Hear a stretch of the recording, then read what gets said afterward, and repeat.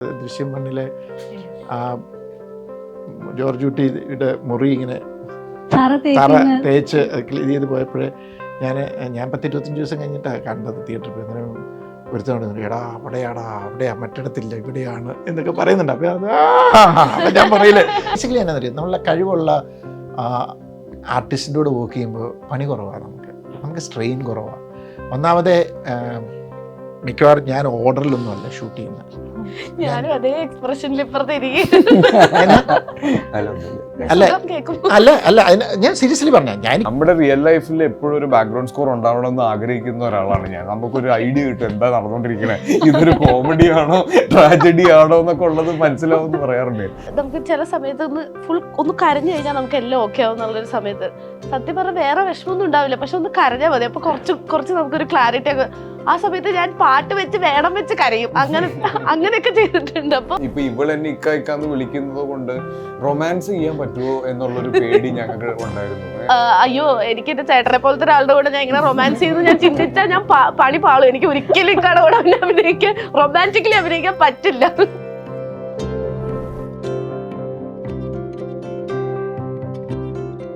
നമസ്കാരം. Media on കൂടെ എന്നുള്ളത് അപർണ ബാലമുരളി, ജിത്തു ജോസഫ്, ആസിഫ് അലി. വെൽക്കം. ആൻഡ് മിറാഷാണ് പുതിയ വിശേഷം. ഓഫ്കോഴ്സ് ഒരു ത്രില്ലർ സിനിമ, പ്രത്യേകിച്ചും ജിത്തു സാറിൻ്റെ ഒരു സിനിമ വരുന്നു എന്ന് പറയുമ്പോൾ പ്രേക്ഷകർക്ക് തീർച്ചയായും അതിനകത്തൊരു എക്സ്പെക്റ്റേഷൻ ഉണ്ടാകും. അതിനകത്ത് എന്ത് കൺകെട്ടുകളിയാണുള്ളതെന്ന് അറിയാനുള്ളൊരു ക്യൂരിയോസിറ്റി ഉണ്ടാവും. എനിക്ക് തോന്നുന്നു സിനിമകൾ കണ്ടു തുടങ്ങുമ്പോൾ തന്നെ ഇതിലെവിടെയാണ് ആ മൈന്യൂട്ട് പോയിന്റ് ഒളിപ്പിച്ചിട്ടുള്ളത് എന്നുള്ള സെർച്ച് ഉണ്ടാവും ആളുടെ ഉള്ളിൽ. എനിക്ക് പേഴ്സണലി അങ്ങനെ തോന്നിയിട്ടുണ്ട്. ആദ്യം മുതലേ നമ്മൾ എനിക്ക് ആദ്യം കണ്ടുപിടിക്കണം ഇതിൽ എന്താണ് ട്വിസ്റ്റ് എന്നുള്ള ആ ഒരു ക്യൂരിയോസിറ്റി ആളുകളിൽ ഉണ്ടാവുന്നുണ്ട്. ഇതൊരു അമിത ഭാരമായിട്ട് തോന്നിയിട്ടുണ്ടോ?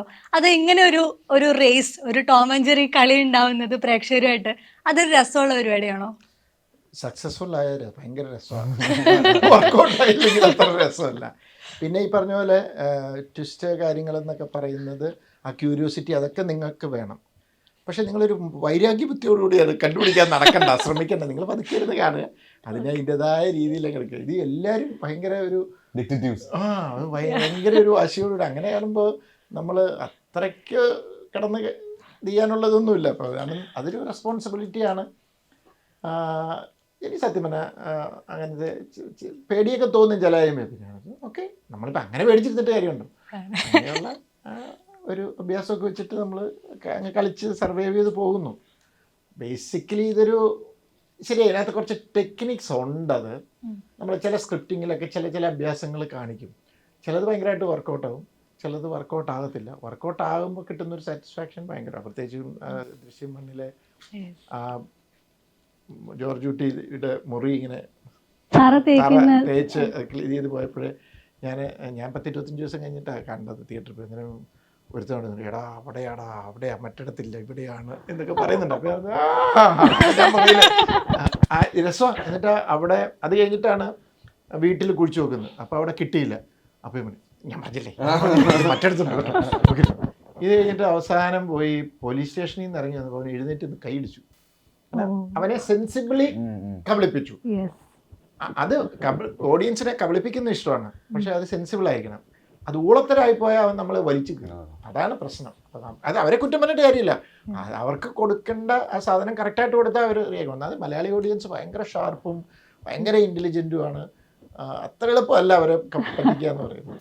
സാറത് മുന്നേ പറഞ്ഞു കേട്ടിട്ടുണ്ട്. ഈ പറഞ്ഞ പോലെ തന്നെ തറയുടെ ആണെങ്കിലും പാറമടയുടെ സീനൊക്കെ അതിനകത്ത് പറയുന്നത് ആളുകൾ അത്ര ഇൻ്റലിജൻ്റ് ആയിട്ട് ഇത് നോട്ടീസ് ചെയ്യുന്ന അറിഞ്ഞത് കൊണ്ട് തന്നെ അതിനെ കവർ ചെയ്യാനുള്ളൊരു മനഃപൂർവ്വ ശ്രമം സ്ക്രിപ്റ്റിങ്ങിലെ ചെയ്യാറുണ്ടെന്ന്. ഒരു ഈ ബേസ് ലൈൻ കിട്ടി അതിനകത്ത് ഇങ്ങനെ ഒരുപാട് സന്ദർഭങ്ങൾ ആഡ് ചെയ്ത് ഒരു വലിയ കൊട്ടാരം പോലെ പണിതെടുക്കുന്നതിലൊരു ഹരമില്ലേ?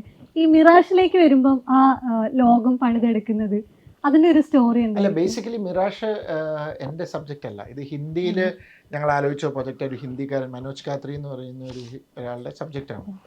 അയാൾ കൊണ്ടുവന്ന സബ്ജക്റ്റാണ്. അപ്പോൾ അവിടെ ഞങ്ങളത് UK ഷൂട്ട് ചെയ്യാനിരുന്ന ഒരു ഇതാണ്. കാരണം ഇതിന് കുറച്ചൊരു ഇമ്പോർട്ടൻസ് കൂടുതൽ, അല്ലെങ്കിൽ ഒരു ഹീറോയിൻ സെൻട്രിക്കാണ് നിൽക്കുന്നത്. പക്ഷേ ഹീറോയുടേതായ ക്യാരക്ടറൈസേഷനും കാര്യങ്ങളും ഒക്കെ ഉണ്ട്, ഇതുണ്ട്.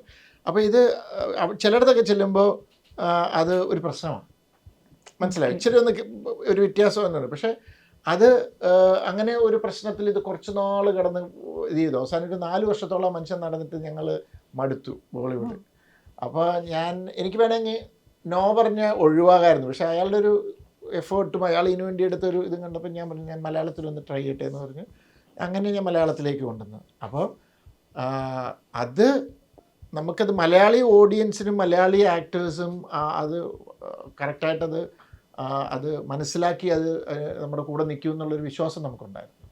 അങ്ങനെയാണ് ഞങ്ങൾ കൊണ്ടുവന്നത്. അതുകൊണ്ട് തന്നെ ഇതിൻ്റെ സ്ക്രിപ്റ്റിങ്ങിനൊക്കെ ഓൾറെഡി അവിടുത്തെ ഒരു ശ്രീനിവാസ് എന്ന് പറഞ്ഞ ഒരാളുമായിട്ട് ഞങ്ങളിരുന്ന് വർക്ക് ചെയ്ത് ഇത് ചെയ്താണ്. പക്ഷേ മലയാളത്തിൽ വന്നപ്പോൾ എൻ്റെതായ കുറച്ച് രീതിയിൽ നമുക്ക് കുറച്ച് മാറ്റങ്ങൾ വരുത്തണമല്ലോ.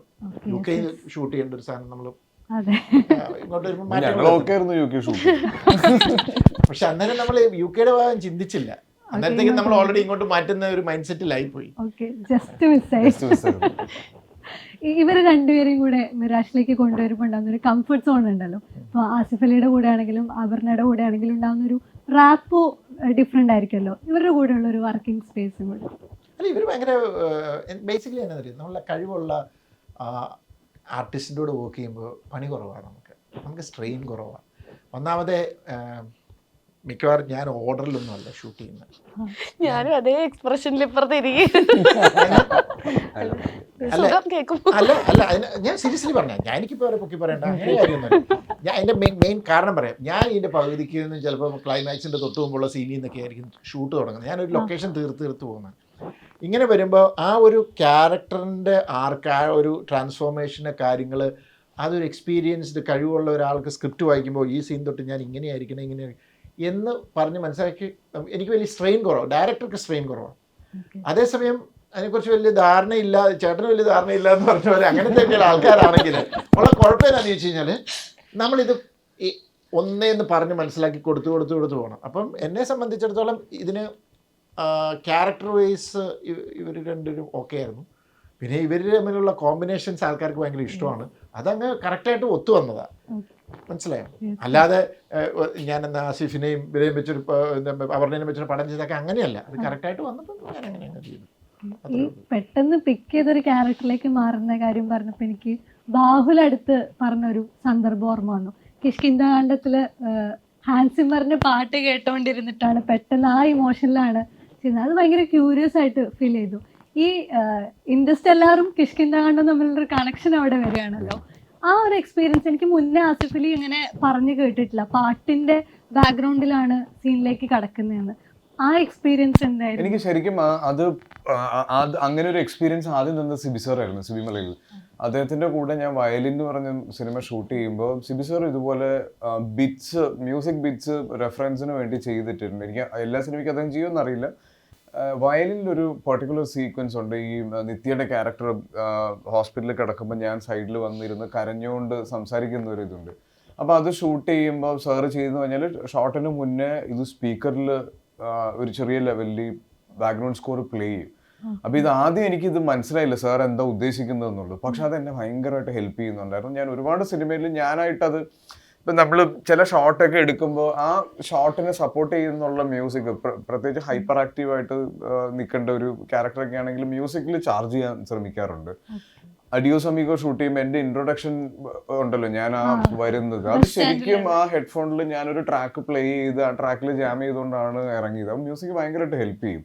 പിന്നെ സ്പെഷ്യലി കിഷ്കിന്ധാകാന്ഡത്തിലേക്ക് വരുമ്പോൾ ഈ സ്ക്രിപ്റ്റ് നമുക്ക് നരേഷൻ്റെ ഫസ്റ്റ് റീഡിങ് ടൈമിൽ തന്നെ ഈ റെഫറൻസ് ഉണ്ടായിരുന്നു. ഈ പെർട്ടിക്കുലർ മ്യൂസിക് തന്നെയാണ് നമ്മൾ സ്ക്രിപ്റ്റ് റീഡിങ്ങിൻ്റെ ടൈമിൽ തന്നത്. കാര്യം അത് നമുക്ക് ജഡ്ജ്മെൻറ്റ് കിട്ടാൻ കുറേ കൂടെ സഹായിച്ചിട്ടുണ്ടത്. പിന്നെ ചില ഈ കിഷ്കിന്ധാകാന്ഡം എടുക്കുന്ന സമയത്ത് എനിക്ക് റിക്കളക്ട് ചെയ്യാൻ ഇപ്പം നമുക്കുള്ളൊരു വലിയ പ്രശ്നം ഒരു സീൻ എടുക്കുമ്പോൾ, ഒരു ഇമോഷണൽ സീൻ എടുക്കുമ്പോൾ അത് ഒരൊറ്റ കണ്ടിന്യൂസ് ആയിട്ടുള്ള പ്രോസസ്സ് അല്ല. നമ്മൾ സിനിമ കാണുന്ന പോലെ അല്ലല്ലോ. അതിൻ്റെ ഇടയിൽ ബ്രേക്ക് വരുന്നുണ്ട്, അതിൻ്റെ ഇടയിൽ ഗസ്റ്റ് വരുന്നുണ്ട്, നമുക്ക് ഒരുപാട് പേരായിട്ട് ഇന്ററാക്ട് ചെയ്യേണ്ടി വരുന്നുണ്ട്. 2 ദിവസം കൂടും കഴിഞ്ഞിട്ടൊക്കെ ആയിരിക്കും. അപ്പൊ അങ്ങനെയൊക്കെ വരുമ്പോൾ ഇതിൻ്റെ ഒരു ഇമോഷണൽ കണ്ടിന്യൂറ്റി മെയിൻറ്റെയിൻ ചെയ്യാൻ വേണ്ടിയിട്ട് എനിക്ക് ആ ട്രാക്ക് ഭയങ്കരമായിട്ട് ഇപ്പോഴും എനിക്ക് അത് ഇന്റർസ്റ്റെല്ലർ കേൾക്കുമ്പോൾ തന്നെ ആ സമയത്ത് തന്നെ എനിക്ക് അത് ഭയങ്കര ഹോണ്ട് ചെയ്തിട്ടുണ്ട് ആ മ്യൂസിക്. അപ്പൊ ഇത് ചെയ്യുന്ന സമയത്ത് നമ്മൾ ഈ പ്രോസസ്സ് ചെയ്യുന്നുണ്ടായിരുന്നു. നമ്മുടെ റിയൽ ലൈഫിൽ എപ്പോഴും ഒരു ബാക്ക്ഗ്രൗണ്ട് സ്കോർ ഉണ്ടാവണമെന്ന് ആഗ്രഹിക്കുന്ന ഒരാളാണ് ഞാൻ. നമുക്കൊരു ഐഡിയ കിട്ടും എന്താ നടന്നുകൊണ്ടിരിക്കുന്നത്, ഇതൊരു കോമഡി ആണോ ട്രാജഡി ആണോ എന്നൊക്കെ ഉള്ളത് മനസ്സിലാവുമെന്ന് പറയാറുണ്ട്. അപ്പോൾ എനിക്ക് മ്യൂസിക്കിന് അത്രയും ഇമ്പോർട്ടൻസ് ലൈഫിലുണ്ട്. ഇപ്പോൾ രാവിലെ എഴുന്നേറ്റ് കഴിഞ്ഞാൽ ഞാൻ ബ്രഷ് ചെയ്യാൻ പോകുന്നതിന് മുന്നേ തന്നെ ഒരു പാട്ട് പ്ലേ ചെയ്തിട്ട്, ഒരു പ്ലേലിസ്റ്റ് ഉണ്ട് രാവിലെ എനിക്ക്. അതിന് ഞാൻ റെഡി ആവുന്നത് വരെ ഒരു പ്ലേലിസ്റ്റ് ഉണ്ട്, ലൊക്കേഷനിലേക്ക് പോകുമ്പോൾ ഒരു പ്ലേലിസ്റ്റ് ഉണ്ട്, രാത്രി ഉറങ്ങാൻ നേരം ഞാനൊരു പ്ലേലിസ്റ്റ് ഇടും. അപ്പം മ്യൂസിക് എപ്പോഴും ഞാൻ ഇഷ്ടപ്പെടുന്നതാണ്. കറന്റ്ലി ആസിഫ് അലിയുടെ ഒരു BGM ഏതായിരിക്കും? ഏതാ? അതൊരു കൺക്ലൂഷനിൽ എത്തിയിട്ട് പറയാം. അപർണയ്ക്ക് ഇങ്ങനത്തെ എന്തെങ്കിലും ടെക്നിക്സ് യൂസ് ചെയ്യാറുണ്ടോ? പ്രത്യേകിച്ച് ഇപ്പോൾ അടുത്ത് വന്ന ക്യാരക്ടേഴ്സ് എല്ലാം മൾട്ടി ലെയേർഡാണ്. അത് ഗോ ത്രൂ ചെയ്യുന്ന ഡിഫറെൻ്റ് ആയിട്ടുള്ള ടെറൈനിൽ വരുന്ന ഡിഫറെൻ്റ് ആയിട്ടുള്ള ക്യാരക്ടേഴ്സാണ്. ഇത്തരത്തിലുള്ള എന്തെങ്കിലും ചെറിയ ചെറിയ ടെക്നിക്കുകൾ വെച്ചിട്ട് അതിനകത്തേക്ക് ഇന്നാവാൻ ശ്രമിച്ചിട്ടുണ്ടോ? ഈ പറഞ്ഞ മാതിരി മ്യൂസിക് ഭയങ്കരമായിട്ട് ഹെൽപ്പ് ചെയ്തിട്ടുണ്ട്. ഇപ്പോൾ ഞാൻ വെറുതെ ചില സമയത്ത് നമുക്ക് ചില സമയത്ത് ഒന്ന് കരഞ്ഞു കഴിഞ്ഞാൽ നമുക്ക് എല്ലാം ഓക്കെ ആവും എന്നുള്ളൊരു സമയത്ത് സത്യം പറഞ്ഞാൽ വേറെ വിഷമമൊന്നും ഉണ്ടാവില്ല, പക്ഷെ ഒന്ന് കരഞ്ഞാൽ മതി. അപ്പോൾ കുറച്ച് നമുക്കൊരു ക്ലാരിറ്റി ഒക്കെ. ആ സമയത്ത് ഞാൻ പാട്ട് വെച്ച് വേണം വെച്ച് കരയും, അങ്ങനെയൊക്കെ ചെയ്തിട്ടുണ്ട്. അപ്പോൾ അതെനിക്ക് ഭയങ്കരമായിട്ട് ഹെൽപ്പ് ചെയ്തിട്ട്. ഇപ്പം ഞാനൊരു സിനിമ ചെയ്യുമ്പോൾ അതിൽ ഭയങ്കര ഇമോഷണൽ ആയിട്ടുള്ളൊരു സീൻ ചെയ്യണമായിരുന്നു. അപ്പോൾ എനിക്ക് പേഴ്സണലി എൻ്റെ മുത്തശ്ശൻ മരിച്ച, I was very close to him. അപ്പോൾ പുള്ളി മരിച്ച ഉടനെയാണ് ഇതിൻ്റെ ഷൂട്ട് തുടങ്ങുന്നത്. അപ്പം അതിൽ ഈ സിനിമയിൽ വന്നപ്പോൾ എൻ്റെ അമ്മയുടെ ക്യാരക്ടർ മരിക്കുന്ന ഒരു സീക്വൻസ് ഉണ്ടായിരുന്നു. അപ്പം ഓൾറെഡി എനിക്ക് പേഴ്സണലി അങ്ങനത്തെ ഒരു ട്രാജഡിന്ന് വന്നുകൊണ്ട് എനിക്ക് ഭയങ്കരമായിട്ട് അത് ഓൾറെഡി ഫീൽ ചെയ്യുന്നുണ്ടായിരുന്നു. ഞാൻ ഈ പറഞ്ഞ മാതിരി I wanted that scene to touch people. അതുകൊണ്ട് ഞാൻ ഈ പറഞ്ഞ മാതിരി പാട്ട് കേട്ടിട്ട് ഭയങ്കര ഇമോഷണലി ആണ് ആ സീൻ ചെയ്യുന്നത്. ആൻഡ് ഞാൻ ശരിക്കും ഭയങ്കരമായിട്ട് വിഷമിച്ചിട്ടാണ് അതിൽ കരയുന്നത്. അപ്പോൾ ഡെഫിനറ്റ്ലി മ്യൂസിക് എന്ന് പറഞ്ഞൊരു സംഭവം എനിക്ക് തോന്നുന്നു എല്ലാവർക്കും ഏതൊരു സമയത്താണെങ്കിലും, ഇപ്പോൾ നമ്മൾ യാത്ര ചെയ്യുമ്പോൾ ഒരു ടൈമാണെങ്കിൽ പോലും മ്യൂസിക് ഭയങ്കരമായിട്ട് നമ്മളുടെ മൂഡ് അങ്ങോട്ട് മാറ്റാൻ ഏറ്റവും ഹെൽപ്പ് ചെയ്യുന്നത് എനിക്കും മ്യൂസിക് തന്നെയായിരിക്കും. പിന്നെ ഈ പറഞ്ഞ മാതിരി നമ്മൾ ഇപ്പോൾ വിഷമിക്കാനാണെങ്കിലും ദേഷ്യപ്പെടാനാണെങ്കിലും നമ്മൾ കുറേ ഈ സിറ്റുവേഷൻസ് തലയിലുണ്ടാക്കുക, അല്ലെങ്കിൽ നടന്ന കാര്യങ്ങൾ വെച്ചിട്ട് തന്നെ നമ്മൾ ചിലപ്പോൾ ചിന്തിക്കുക. അങ്ങനെയൊക്കെ ഭയങ്കരമായിട്ടുള്ള ടെക്നിക്സ് ഒന്നുമല്ല, പക്ഷെ ഇതുപോലത്തെ ചെറിയ കാര്യങ്ങൾ ഇമ്മീഡിയറ്റ്ലി നമുക്കിത് വർക്ക്ഔട്ട് ആവണം എന്നുണ്ടെങ്കിൽ അങ്ങനെ ചെയ്യാറുണ്ട്. ഈ ഇപ്പം കിഷ്കിന്റെ കൂടെ വന്നതോടുകൂടെ നിങ്ങളുടെ കോമ്പിനേഷന് വലിയ രീതിയിൽ ആളുകൾ ഏറ്റെടുക്കുന്നത്, അല്ലെങ്കിൽ നേരത്തെ സാറിന് ത്രില്ലറുകളെ കുറിച്ച് പറയുന്ന പോലെ തന്നെ അതിനകത്തൊരു എക്സ്പെക്ടേഷൻ വന്നു തുടങ്ങുന്നുണ്ടല്ലോ. എനിക്ക് ഈ കോമ്പിനേഷൻസിനെ പറ്റി സെലിബ്രേറ്റ് ചെയ്യുന്ന സമയത്ത് ഉണ്ടായിട്ടുള്ള ഒരു ക്യൂരിയോസിറ്റി, ഈ സിനിമകൾ വ്യത്യസ്തമാകുമ്പം ആക്ടേഴ്സ് ഒരു പക്ഷേ കോമ്പിനേഷൻ ആയിരിക്കും, ക്യാരക്ടേഴ്സ് തമ്മിൽ ആ ഒരു കെമിസ്ട്രി ആയിരിക്കണം എന്നില്ലല്ലോ. ഈ ആക്ടേഴ്സ് തമ്മിലുള്ള ഈ ഒരു ബോണ്ടിങ് എപ്പോഴെങ്കിലും ആക്ടർ കോൺഫ്ലിക്റ്റ് ഉണ്ടാക്കിയിട്ടുണ്ടോ? കോംപ്ലക്സ് ആക്കിയോ? നമ്മളും എപ്പോഴും അതിനെപ്പറ്റി സംസാരിക്കാറുണ്ട്. കാര്യം വളരെ അടുത്ത സുഹൃത്തുക്കളാണ്, വളരെ ക്ലോസ് ആയിട്ടുള്ള ആൾക്കാരാണ്. അപ്പം ഞങ്ങൾ ഇപ്പം ഇവളെന്നെ ഇക്കാന്ന് വിളിക്കുന്നത് കൊണ്ട് റൊമാൻസ് ചെയ്യാൻ പറ്റുമോ എന്നുള്ളൊരു പേടി ഞങ്ങൾക്ക് ഉണ്ടായിരുന്നു. അതിൻ്റെ അകത്ത് ഇപ്പം എനിക്ക് ഇവളോടുള്ളൊരു റിലേഷൻ എന്ന് പറയുമ്പോൾ കുറെ കൂടെയൊക്കെ ഒരു സിസ്റ്റർലി വൈബാണ് എനിക്ക് ഞാൻ ഇവളോട് കാണിക്കാറുള്ളത്. അപ്പം നമുക്ക് റൊമാൻസ് എത്രത്തോളം ചെയ്യാൻ പറ്റും എന്നുള്ളത് നമ്മൾ ശരിക്കും അത്, പക്ഷെ ഒരിക്കലും എനിക്കൊന്നും സ്ക്രിപ്റ്റിൽ അതുണ്ട്, സിറ്റുവേഷൻസിൽ അതിലുണ്ടെങ്കിൽ ആ ഒരു പേഴ്സണൽ ബോണ്ടിങ് ഒരു രീതിയിലും അഫക്റ്റ് ചെയ്യില്ലെന്നാണ് എനിക്ക് ഇതുവരെ തോന്നിയിട്ടുള്ളത്. നമ്മള് ബിടെക്കിൽ ഇപ്പൊ നമ്മള് ഒരു കപ്പിളായിട്ടാണ് ആക്ട് ചെയ്യുന്നത്. എനിക്ക് തോന്നുന്നു ബിടെക് പറഞ്ഞ മാതിരി ആൾക്കാർക്ക് ആ കോമ്പിനേഷനും ഭയങ്കരമായിട്ട് വർക്ക് ആയിട്ടുണ്ട്. അത് നമ്മൾ ഒരുപാട് അത് ചിന്തിച്ച് ചെയ്യുമ്പോഴൊക്കെ ഭയങ്കര കോംപ്ലിക്കേറ്റഡ് ആവും. നമ്മൾ ആ സീൻ കിട്ടുമ്പോൾ അത് ചെയ്യാ കഴിഞ്ഞു, അത് അത്രേ ചിന്തിക്കാറുള്ളൂ. അങ്ങനെ അയ്യോ എനിക്ക് എന്റെ ചേട്ടനെ പോലത്തെ ഒരാളുടെ കൂടെ ഞാൻ ഇങ്ങനെ റൊമാൻസ് ചെയ്ത് ഞാൻ ചിന്തിച്ചാൽ ഞാൻ പണി പാളും. എനിക്ക് ഒരിക്കലും ഇക്കാടെ കൂടെ അഭിനയിക്കാൻ, റൊമാൻറ്റിക്കലി അഭിനയിക്കാൻ പറ്റില്ല. കാരണം അങ്ങനെ ഞങ്ങള് ശരിക്കും അങ്ങനെയാണ്. ഇപ്പൊ ഈ പറഞ്ഞ ഞാൻ ഈ ബിടെക്കില് ജാഫർക്കാണ് ഇക്കാന്ന് വിളിക്കുമ്പോ സീനിൽ പുള്ളീനെ ഇക്കാന്ന് വിളിക്കുമ്പോ ഇക്ക തിരിഞ്ഞു നോക്കും. ഇക്കടുത്ത് ഇവളെന്നെ എപ്പോഴും ഇക്കാന്ന് വിളിച്ചിട്ട് ഞാനാ തിരിഞ്ഞു നോക്കുന്നതെന്ന് പറയും. അപ്പൊ അങ്ങനെയൊക്കെ ഉണ്ടായിട്ടുണ്ട്. പക്ഷെ ഒരിക്കലും നമ്മൾ അതിനെ ഓവർ തിങ്ക് ചെയ്തിട്ട് ഒരു സീൻ കിട്ടുമ്പോ അത് ഒരിക്കലും അങ്ങനെ ചിന്തിച്ചിട്ട് ചെയ്യാൻ പറ്റില്ല. നമ്മൾ ആക്ടേഴ്സ് ആണ്. അപ്പം അത് അതിൻ്റെതായിട്ടുള്ള രീതിയിൽ നമ്മളൊട്ടും അതിന് സ്ട്രെസ് കൊടുക്കാണ്ട് ചെയ്യാറുണ്ട്. ഈ സ്ക്രിപ്റ്റിങ്ങിന്റെ കാര്യത്തിൽ ഇപ്പം സാറിന്റെ സ്ക്രിപ്റ്റുകൾ ഏറെ ശ്രദ്ധിക്കപ്പെടാറുണ്ട്. അല്ലെ, സ്ക്രിപ്റ്റ് റൈറ്റിങ്ങിൽ സാറിന്റെ ടെക്നിക്കുകൾ തന്നെ ഒരുപാട് പേര് സ്റ്റഡി ചെയ്യാറുണ്ട്. ഈ വേറൊരാളുടെ ദൃശ്യമൊക്കെ ഓഫ്കോഴ്സ് യെസ്, അപ്പോൾ ഈ വേറൊരാളുടെ സ്ക്രിപ്റ്റിലേക്ക് വരുമ്പം ഇതിനെ വിഷ്വലൈസ് ചെയ്യുന്നത് ഡിഫറെൻ്റ് ആയിരിക്കില്ലേ? അപ്പോൾ സാറ് പറഞ്ഞിട്ടുണ്ട് സ്ക്രിപ്റ്റ് വായിച്ചുകൊണ്ടാണ് അതിൻ്റെ ഡ്യൂറേഷൻ കണക്കാക്കാറുള്ളത്, അല്ലെ എങ്ങനെയായിരിക്കണം എന്നുള്ള സ്ക്രിപ്റ്റ് എഴുതുമ്പോഴേ അത് വിഷ്വലൈസ് ചെയ്ത് വരാറെന്ന് പറയാറുണ്ട്. വേറൊരാളുടെ സ്ക്രിപ്റ്റിനെ ഡയറക്ഷനിലേക്ക് കൊണ്ടുവരുന്ന സമയത്ത് ഈ പ്രോസസ്സ് അപ്പം എങ്ങനെയായിരിക്കും? പ്രോസസ്സ് എന്ന് പറഞ്ഞാൽ ഞാനത് ഫീഡ് ചെയ്ത് കയറ്റണം. മറ്റേതെന്ന് പറഞ്ഞാൽ ഞാൻ എഴുതി പോകുമ്പോൾ ഷോർട്ട് വൈസ് എഡിറ്റ് ചെയ്ത് നമ്മളത് വിഷ്വലി കണ്ട് അങ്ങനെ തന്നെയാണ് പോകുന്നത്. അപ്പം എനിക്ക് ലൊക്കേഷനിൽ ചെല്ലുമ്പോൾ പിന്നെ ഡയലോഗ്സ് മാത്രമേ ഉള്ളൂ ഞാൻ മറന്നു പോകുന്നത്. ആ ഡയലോഗ്സ് ഒന്ന് റിഫ്രഷ് ചെയ്താൽ മതി.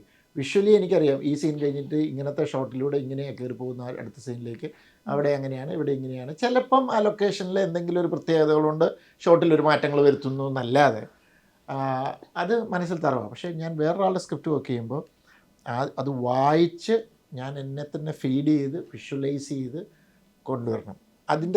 അതാണ് ഞാൻ എടുക്കുന്ന, എനിക്ക് അതിൻ്റെ സ്ട്രെയിൻ അതാണ്. അഡ്വാൻറ്റേജ് എന്താണെന്ന് വെച്ച് കഴിഞ്ഞാൽ എനിക്ക് വേറൊരു പെർസ്പെക്റ്റീവ് കിട്ടുവാണ്. എൻ്റെ ബ്രെയിനും എൻ്റെ ചിന്താരീതിയും മാത്രമല്ലാതെ വേറൊരാളുടെ. അപ്പം ഞാൻ വേറൊരാളുമായി റൈറ്ററുമായിട്ട് വർക്ക് ചെയ്യുമ്പോൾ ഞാനിപ്പോഴും പറയും നമ്മൾ തമ്മിൽ ആർഗ്യുമെൻറ്റ്സ് ഉണ്ടാകണം. ഇപ്പോൾ എൻ്റെ അടുത്ത് വരുന്ന പലരും ഭയങ്കര റെസ്പെക്റ്റഡ്, സാറേ അങ്ങനെ ചെയ്യാം, ഞാൻ അങ്ങനെ നിങ്ങളെല്ലാം സമ്മതിക്കണം എന്നില്ല. നിങ്ങൾക്ക് അഭിപ്രായ വ്യത്യാസമുള്ളത് നിങ്ങൾ തുറന്നു പറ. ഇപ്പോൾ പല ദിവസത്തെ കള്ളെന്ന് പറഞ്ഞ പടഞ്ഞു ഡിനു ഒരു പഞ്ചപാവ, ഒരു പാവത്താനാണ്. അപ്പം ഞാനിങ്ങനെ വിളിച്ചിട്ട് ഡിനു നമുക്ക് ഇതിങ്ങനെ മറ്റേ സാർ എന്ന് പറയും. ഞാൻ അല്ല ഡിനുവിന് തന്നെ അല്ല പിന്നെ എനിക്കത് ഇങ്ങനെ ഞാൻ അത് കൊള്ളാമല്ലോ, അപ്പോൾ അങ്ങനെ ഇത് പറയാതെ തന്നെ അങ്ങനെയാണ്. ചിലത് പറയുമ്പോൾ അവനില്ല ഡിനു നോക്കി ഇത് തന്നെയാണ് നല്ലത്. അപ്പോൾ അങ്ങോട്ടും ഇങ്ങോട്ടും ഒരു ഗീവ് ആൻഡ് ടേക്കാണ്. അവിടെ ക്ലാഷസ് ഉണ്ടാവണം. അതിനെ ഒരു ഈഗോ ആയിട്ട് എടുക്കരുത്. എൻ്റെ ശരിയാണ്, അപ്പം ഇപ്പം തൻ്റെ ശരിയാണ്, ഇത് തമ്മിൽ ഇടിയുണ്ടാവും. പക്ഷേ അങ്ങനെ വരുന്ന സിറ്റുവേഷനിൽ ഞങ്ങൾ അസിസ്റ്റൻസിനെ എല്ലാം വിളിച്ചിട്ട് പബ്ലിക്കായിട്ടിടും ആരുടെ ഇതാണ്. അപ്പോൾ അവരെല്ലാം പറയാണ്, ഇപ്പോൾ അവർ മറ്റേ പയ്യൻ്റെ കാര്യം പറഞ്ഞു കഴിഞ്ഞാൽ ഓക്കെ ശരി എന്നാൽ അങ്ങനെ ചെയ്തേക്കാം. അത് ഇതിനകത്തൊക്കെ നുണക്കുഴിയിലൊക്കെ ഒത്തിരി അങ്ങനെ ചെയ്യുന്നുണ്ടായിരുന്നു. കാരണം കൃഷ്ണകുമാറിൻ്റെ സ്ക്രിപ്റ്റാണ്. അപ്പോൾ ഞങ്ങൾ തമ്മിൽ അഭിപ്രായ വ്യത്യാസം വരും. അപ്പോൾ ചിലടത്ത് വരുമ്പോൾ അവർ വന്ന് എൻ്റെ പറയുന്നത് കൃഷ്ണകുമാർ ഓക്കെ ശരി, കൃഷ്ണകുമാർ പറയുന്നതാണ് ചെയ്യുന്നതെങ്കിൽ അവനെ ഓക്കെ അപ്പോൾ ശരി. അങ്ങനെയാണ് ഞങ്ങളത് വർക്ക് ചെയ്തത്. അപ്പം അതിനൊരു മനസ്സുണ്ടാവണം, അത്രയേ ഉള്ളൂ. പക്ഷേ പ്ലസ് ആൻഡ് മൈനസ് ഉണ്ട് രണ്ടിനും. മുൻപ് ആസിഫ് അലി ആയിട്ടുള്ള ഒരു ഇന്റർവ്യൂവിൽ തന്നെ കൂമന്റെ സമയത്ത് പറഞ്ഞു കേട്ടിട്ടുണ്ട്, നിങ്ങൾ തമ്മിലൊരു ഭാര്യ ഭർത്തൃ ബന്ധത്തിലാണ് ഈ സ്ക്രിപ്റ്റിനെ വായിക്കാറും പരസ്പരം അത് കൺവിൻസ് ചെയ്ത് രണ്ടുപേർക്കും കൺവിൻസ് ആയതിനു ശേഷമാണ് അത് എടുക്കാറ്, അല്ലെങ്കിൽ ടീമിലുള്ള മുഴുവൻ ആളുകൾക്കും ഈ സ്ക്രിപ്റ്റ് കൊടുത്ത് വായിച്ച് അതിനകത്ത് വീണ്ടും ഡിസ്കഷൻസ് ഉണ്ടായിട്ടാണ് സിനിമകൾ കംപ്ലീറ്റ് ആവുന്നതെന്ന് പറഞ്ഞിട്ടുണ്ട്. ഇതൊരു ടീം വർക്ക് കൂടി ആവുന്നുണ്ടല്ലോ, എല്ലാവരെയും കൂടെ ഇൻക്ലൂഡ് ചെയ്തുകൊണ്ടുള്ള ഒരു സ്റ്റഡി കൂടെ അവിടെ വരികയാണല്ലോ. ഈ ഒരു പഠനം എങ്ങനെയാണ് നിങ്ങൾക്ക്? എനിക്ക് ചേട്ടന്റെ ഏറ്റവും വലിയ ബ്ലെസ്സിങ് എന്ന് പറയുന്നത് ചേട്ടന്റെ ടീമിന് ചേട്ടനോടുള്ള ഒരു അപ്രോച്ചാണ്. അവിടെ പോയി കഴിഞ്ഞാൽ ഇപ്പം നമ്മൾ ചേട്ടൻ്റെ ടീം മീറ്റിംഗ് നടക്കുന്നത് ഇപ്പോൾ വീട്ടിൽ തന്നെയാണ്. വീടിൻ്റെ ഓപ്പോസിറ്റ് തന്നെ ഒരു സ്പേസ് ഉണ്ട്, ഒരു ഓഫീസ് സ്പേസ് ഉണ്ട്, അവിടെയാണ്.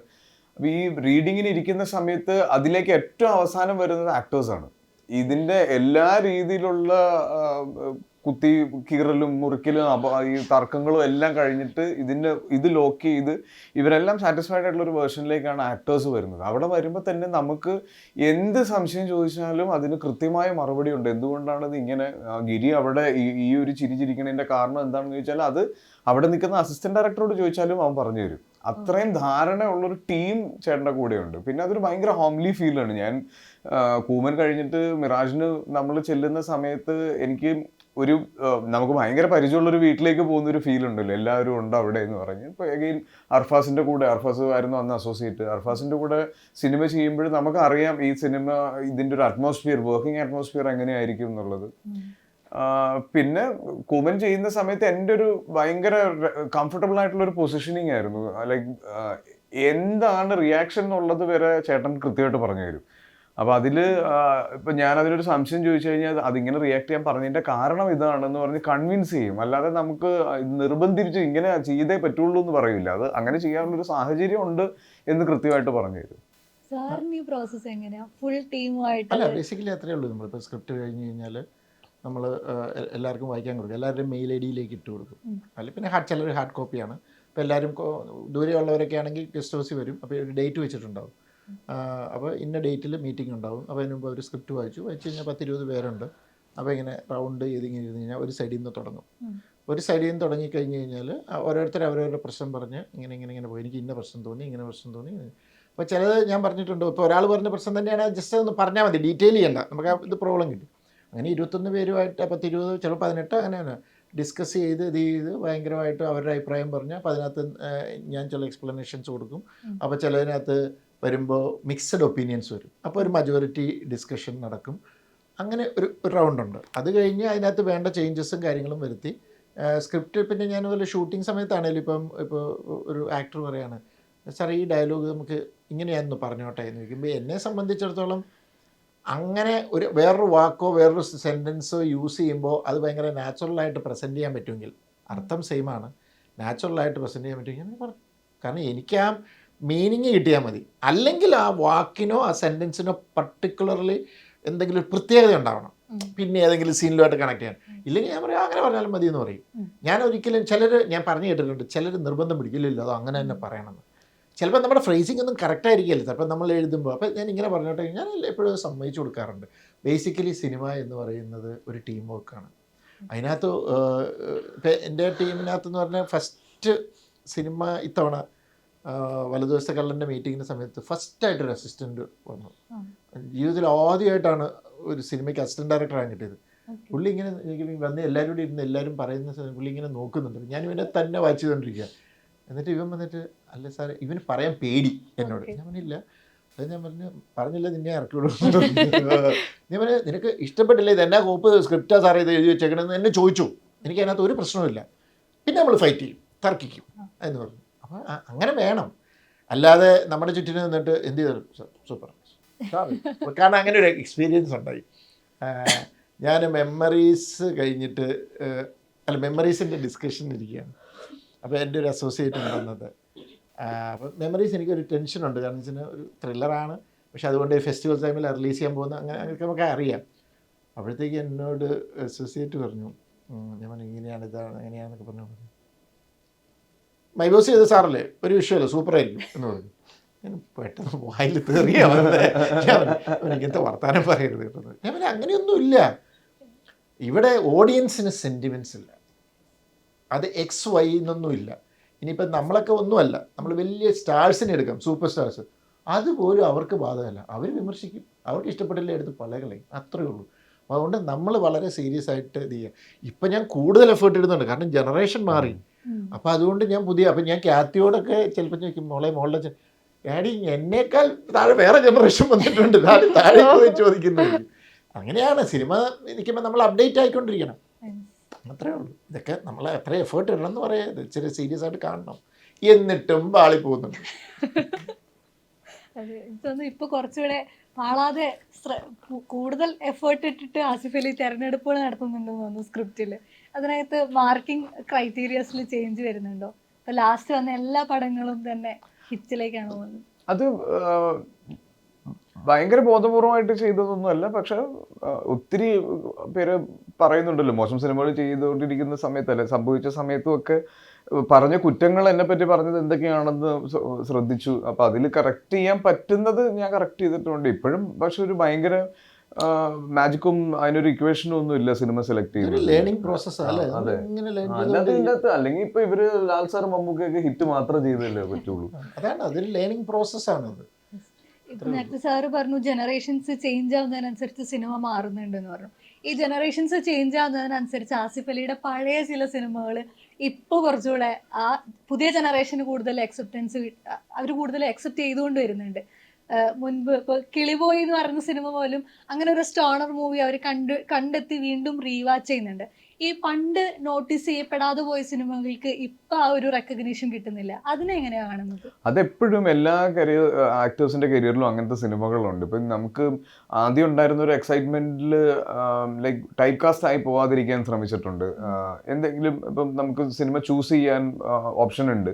അപ്പോൾ എന്തെങ്കിലും പുതിയ ഡിഫറെൻറ്റ് തോട്ട്സ് സിനിമകളാവണം എന്ന് ചിന്തിച്ചിട്ടുണ്ട്. അപ്പോൾ അതൊക്കെ കൊണ്ട് തന്നെ വലിയ പരാജയങ്ങളും ഉണ്ടായിട്ടുണ്ട്. നമ്മൾ പണ്ട് കണ്ടിഷ്ടപ്പെട്ട ഇപ്പം ചിലപ്പം അതർ ലാംഗ്വേജസ് എന്നുള്ള വേറെ നാഷണാലിറ്റീസ് എന്നുള്ള സിനിമകളെ പറ്റിയിട്ടൊക്കെ റെഫറൻസ് വരുന്ന അത്തരത്തിലുള്ള സിനിമകൾ നമ്മൾ ആ ആവേശത്തിൽ കമ്മിറ്റ് ചെയ്തിട്ട് നമ്മളെ കൊണ്ട് ഇത് താങ്ങൂല എന്ന് ഷൂട്ട് കഴിയുമ്പോഴാണ് മനസ്സിലായിട്ടുണ്ടാവുക.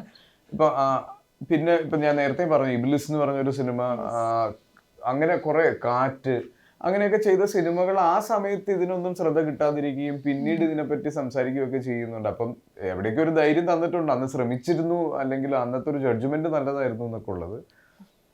പിന്നെ അല്ലേലും ഇതിനെ പേടിച്ചിരുന്നിട്ടൊന്നും കാര്യമില്ല. നമ്മളങ്ങനെ ഇറങ്ങി ചെയ്യുക. സക്സസ് ആണ്, ഫെയിലർ വന്നാൽ അപ്പൊ അടുത്ത പരിപാടി നോക്കുക, അത്രേ അല്ലേ.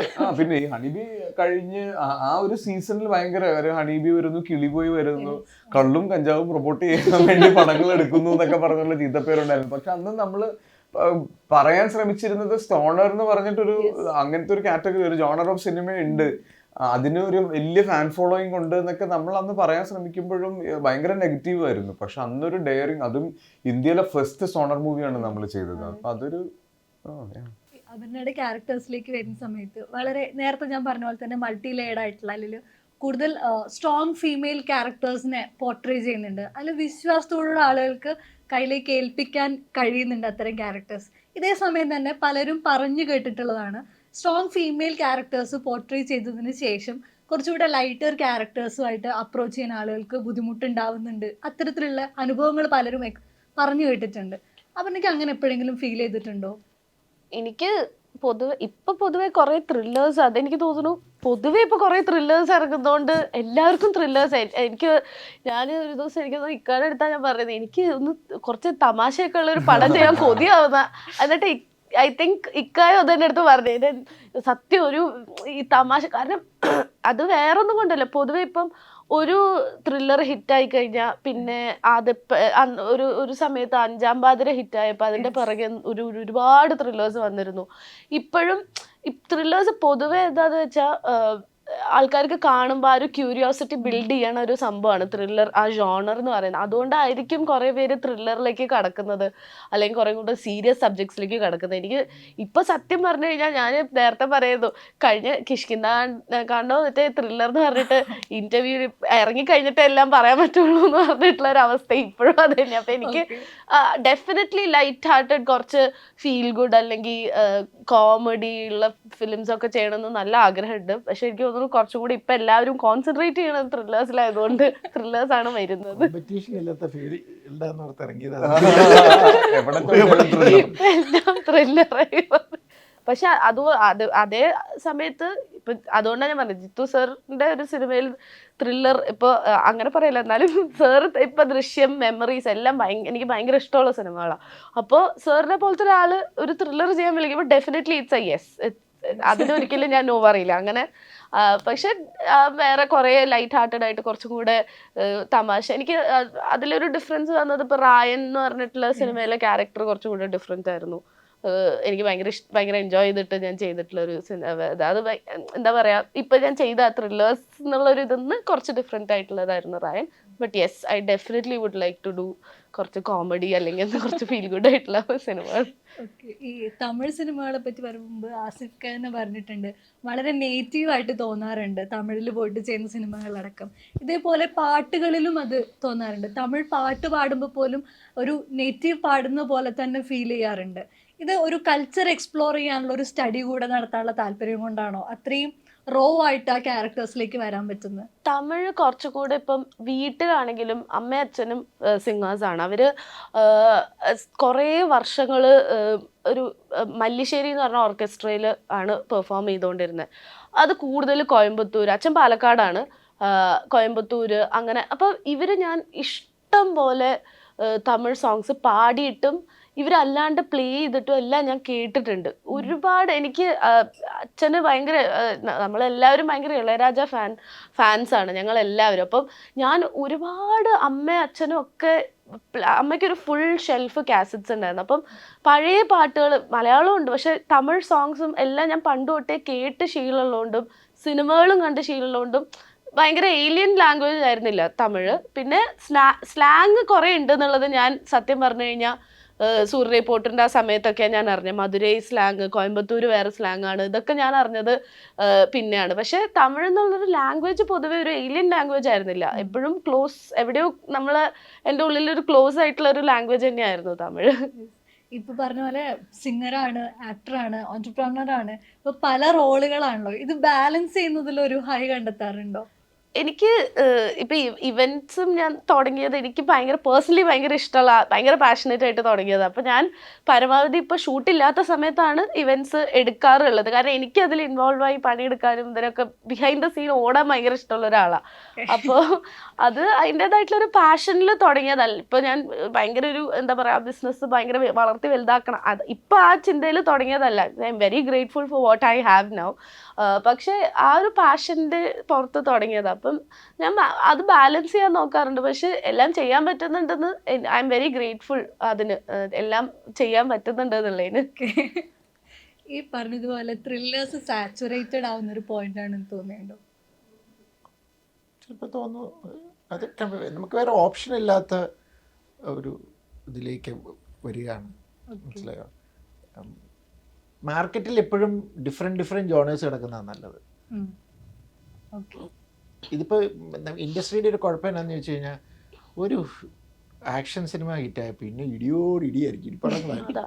ഒരു കോമഡി എങ്ങനെ ഹിറ്റായ പിന്നെ അതേപോലെ തന്നെ ഇറങ്ങും. ഒരു ത്രില്ലർ ഹിറ്റായ പിന്നെ അങ്ങനെയല്ല, ഒരു ഹ്യൂമർ സിനിമ വന്നു, അത് കഴിയുമ്പോൾ അപ്പുറം ഒരു ത്രില്ലർ വന്നു, ഇപ്പുറം ഒരു ആക്ഷൻ ഫിലിം വന്നു, ഒരു ഫാമിലി ഡ്രാമ വന്നു. അപ്പോൾ ഓഡിയൻസിന് ഇങ്ങനെ പല പല ഡിഫറെൻറ്റ് ജോണേഴ്സ് കാണുമ്പോൾ അവർക്കൊരു ചേഞ്ച് കിട്ടും. പണ്ട് ഞാനൊക്കെ കോളേജ് പഠിക്കുന്ന സമയത്ത് ഹ്യൂമറിൻ്റെ ബഹളമായിരുന്നു. അവസാനം വന്നിട്ട് കുറേ പടത്തിന് കയറി അവസാനം ഹ്യൂമറിൻ്റെ ഇത് പോയിട്ട് പിന്നെ തിയേറ്ററിൽ പോക്ക് നിർത്തി. ആൾക്കാർ മടുക്കും. ഇപ്പം എന്തുകൊണ്ടാണ് വരുന്നത് വെച്ചാൽ ഡിഫറെൻറ്റ് ജോണേഴ്സ് ഇങ്ങനെ വരികയാണെങ്കിൽ അത് ചെയ്യാം. അപ്പം ഞാൻ പറഞ്ഞ ഒരു ത്രില്ലർ ഹിറ്റായെന്ന് ഓർത്തുകൊണ്ട് അപ്പുറത്തിരിക്കുന്ന ആൾ ത്രില്ലർ പ്ലാൻ ചെയ്യണമെന്നൊന്നുമില്ല. അവരെ ഡിഫറെൻ്റ് ആയിട്ടുള്ള സിനിമ ആലോചിക്കുക. അങ്ങനെ അതാ നല്ലത്.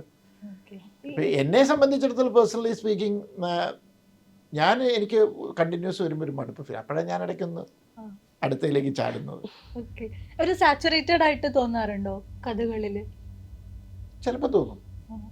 നിങ്ങൾക്ക് എപ്പോഴും തോന്നിയിട്ടുണ്ടോ സാച്ചുറേറ്റഡ് ആയി ഇത്തരം ക്യാരക്ടേഴ്സ് വെച്ചിട്ടോ? അല്ലെങ്കിൽ ടൈപ്പ് കാസ്റ്റ് ആവാതിരിക്കാൻ മാക്സിമം ശ്രമിക്കാറുണ്ട്. അത് എല്ലാ ടെക്നീഷ്യൻസിനും അത് ഫീൽ ചെയ്യാറുണ്ട്. നമ്മുടെ വെർസറ്റാലിറ്റി കൊണ്ടുവരിക എന്നുള്ളതാണ് ആക്ടേഴ്സിനും ടെക്നീഷ്യൻ എല്ലാവർക്കും ബാധകമാണ്. അപ്പൊ എനിക്ക് ഇപ്പം കിഷ്കിൻഡ ഒരു ത്രില്ലറാണ്, ലെവൽ ക്രോസ് ഒരു ത്രില്ലറാണ്.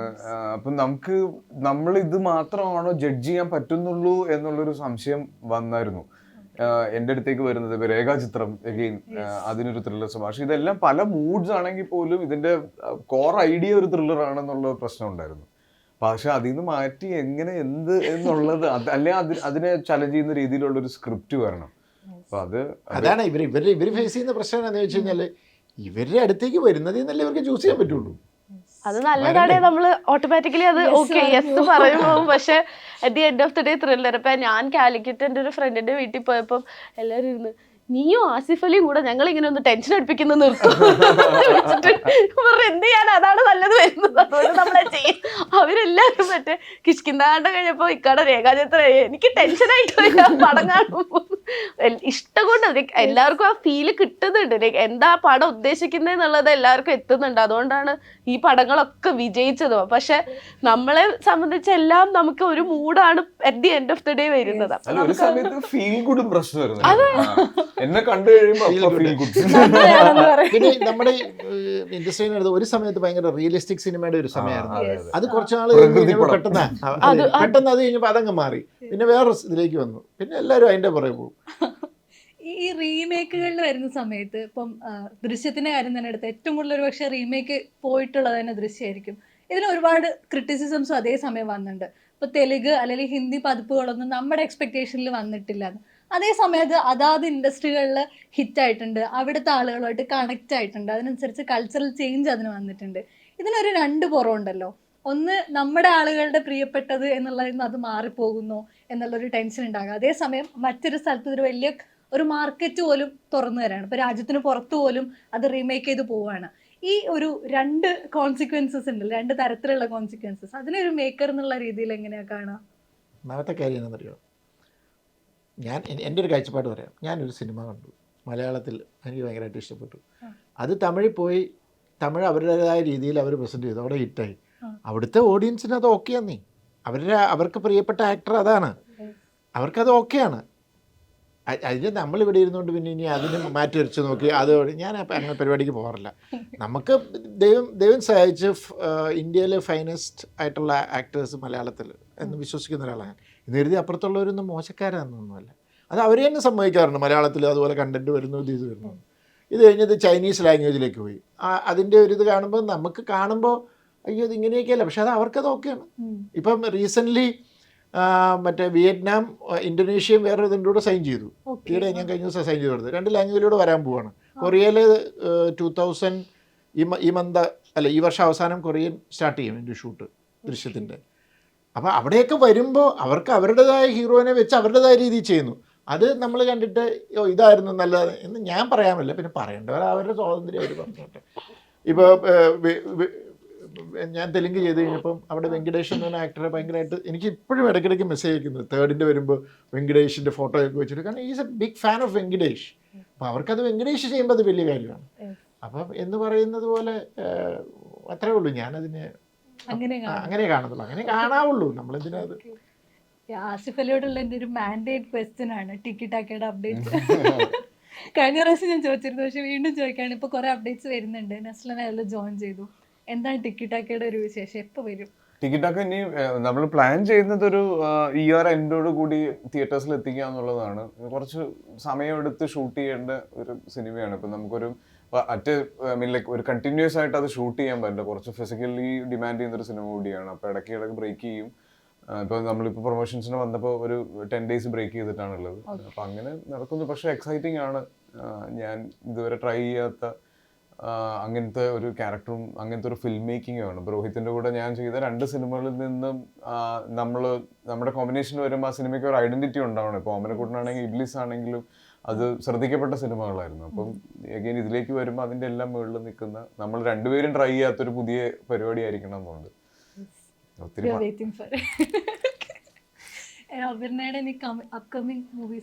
ഇപ്പൊ ഞാൻ ഒന്നും കമ്മിറ്റ് ചെയ്തിട്ടില്ല. ഞാൻ ആക്ച്വലി മിറാജ് ഇറങ്ങി, പിന്നെ ഞാൻ മുമ്പ് ചെയ്തൊരു സിനിമ ചിലപ്പം അടുത്തെങ്ങാനും ഇറങ്ങും കേട്ടു ഞാൻ.